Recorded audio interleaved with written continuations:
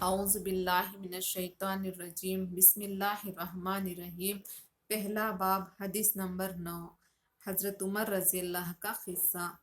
حضرت عمر رضی اللہ جن کے پاک نام پر آج مسلمانوں کو فخر ہے اور جن کے جوش ایمانی سے آج 1300 برس بعد تک کافروں کے دل میں خوف ہے، اسلام لانے سے قبل مسلمانوں کے مقابلہ اور تکلیف پہنچانے میں بھی ممتاز تھے۔ نبی کریم صلی اللہ علیہ وسلم کے قتل کے در پہ رہتے تھے۔ ایک روز کفار نے مشورے کی کمیٹی قائم کی کہ کوئی ہے جو محمد صلی اللہ علیہ وسلم کو قتل کر دے۔ عمر رضی اللہ نے کہا کہ میں کروں گا۔ لوگوں نے کہا بے شک تم ہی کر سکتے ہو۔ عمر رضی اللہ تلوار لٹکائے ہوئے اٹھے اور چل دیے۔ اسی فکر میں جا رہے تھے کہ ایک صاحب قبیلہ زہرہ کے جن کا نام حضرت سعد بن ابی وقاص رضی اللہ ہے اور بعضوں نے اور صاحب لکھے ہیں، ملے۔ انہوں نے پوچھا کہ عمر رضی اللہ کہاں جا رہے ہو؟ کہنے لگے کہ محمد صلی اللہ علیہ وسلم کے قتل کے فکر میں ہوں۔ نعوذ باللہ۔ سعد نے کہا کہ بنو ہاشم اور بنو زہرہ اور بنو عبد مناف سے کیسے مطمئن ہو گئے؟ وہ تم کو بدلے میں قتل کر دیں گے۔ اس جواب پر بگڑ گئے اور کہنے لگے کہ معلوم ہوتا ہے تو بھی بے دین یعنی مسلمان ہو گیا، لا پہلے تجھی کو نمٹا دوں۔ یہ کہہ کر تلوار سونت لی اور حضرت سعد رضی اللہ نے بھی یہ کہہ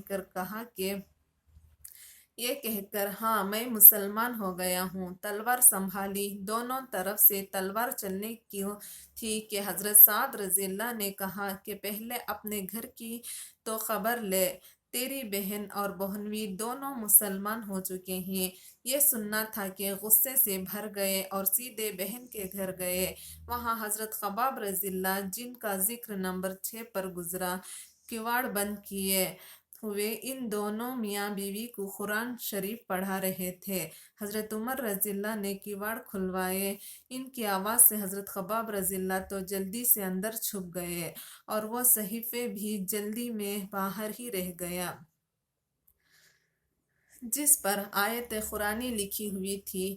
ہمشیرہ نے کواڑ کھولے۔ حضرت عمر رضی اللہ کے ہاتھ میں کوئی چیز تھی جس کو بہن کے سر پر مارا، جس سے سر سے خون بہنے لگا اور کہا کہ اپنی جان کی دشمن تو بھی بددین ہو گئی۔ اس کے بعد گھر میں آئے اور پوچھا کہ کیا کر رہے تھے اور یہ آواز کس کی تھی؟ بہنوئی نے کہا کہ بات چیت کر رہے تھے۔ کہنے لگے کیا تم نے اپنے دین کو چھوڑ کر دوسرا دین اختیار کر لیا؟ بہنوئی نے کہا کہ اگر دوسرا دین حق ہو تب یہ سننا تھا کہ ان کو داڑھی پکڑ کر کھینچی اور بے تحاشا ٹوٹ پڑے اور زمین پر گرا کر خوب مارا۔ بہن نے چھڑوانے کی کوشش کی تو ان کے منہ پر ایک تمانچہ اس زور سے مارا کہ خون نکل آیا۔ وہ بھی آخر عمر رضی اللہ کی بہن تھی۔ کہنے لگی کہ عمر رضی اللہ ہم کو اس وجہ سے مارا جاتا ہے کہ ہم مسلمان ہو گئے۔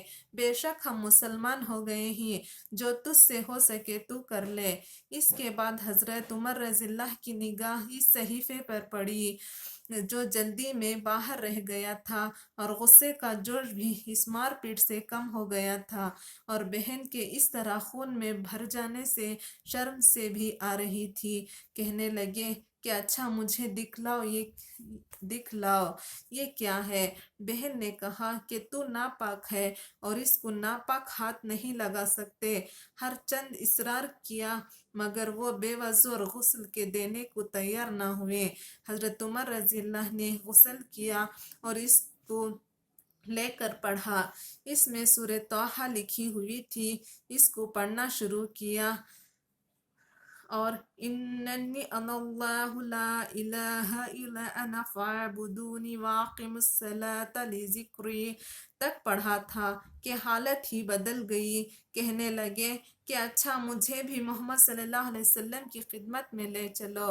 یہ الفاظ سن کر حضرت خباب رضی اللہ اندر سے نکلے اور کہا کہ اے عمر رضی اللہ تمہیں خوشخبری دیتا ہوں کہ کل شب پنجشنبہ میں حضور اقدس صلی اللہ علیہ وسلم نے دعا مانگی تھی کہ یا اللہ عمر رضی اللہ اور ابو جہل میں تجھے زیادہ پسند ہو، اس سے اسلام کو قوت عطا فرما۔ یہ دونوں قوت میں مشہور تھے۔ معلوم ہوتا ہے کہ حضور صلی اللہ علیہ وسلم کی دعا تمہارے حق میں قبول ہو گئی۔ اس کے بعد حضور صلی اللہ علیہ وسلم کی خدمت میں حاضر ہوئے اور جمعہ کی صبح کو مسلمان ہوئے۔